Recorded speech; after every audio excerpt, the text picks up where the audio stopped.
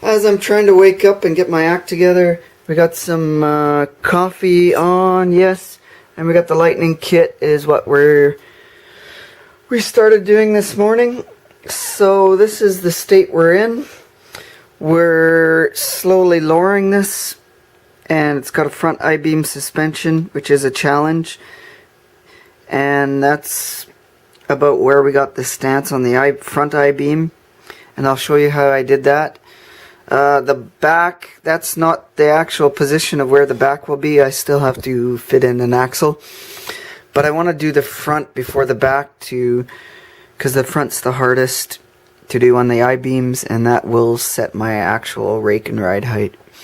And we'll notice on the rear wheel tubs on the box itself, I cut them out to make room for the wider tires, and I'm gonna have to keep this inner box and make it a little bit wider.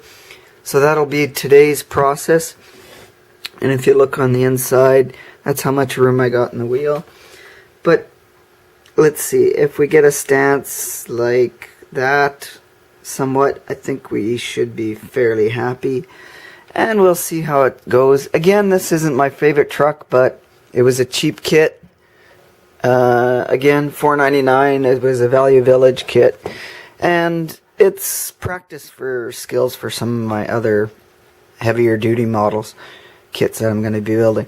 The front I-beam suspension, this is what I had to do to it.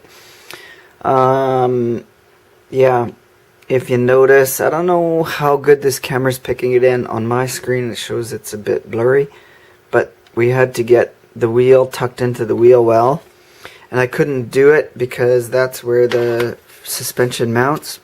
So if you notice on this side, we had to cut that out because it sticks out right there. It sticks out. So the mounting point was too far out, and with that rim combo, yeah, you'll see where the wheel backing is right against the fender line, so there's not enough room. So we have to tuck it all the way in there, and the only way I could do that is to cut that inner well out. And we will probably, I don't know if we'll leave it open or I think we'll put a piece of plastic in there to cover that up and make it look professional. The other thing I did was cut, just like on a real car, I cut one coil out, and at this point I think it's low enough, and then we'll do our typical mounting points. So we're going to do the front mock-up and positioning before the rear. On the rear it's pretty easy to do because it's a leaf spring suspension. So in short, it's a short video. That's all I've got right now at the moment, and we will continue to come back after I've got a few things. Thanks. Bye.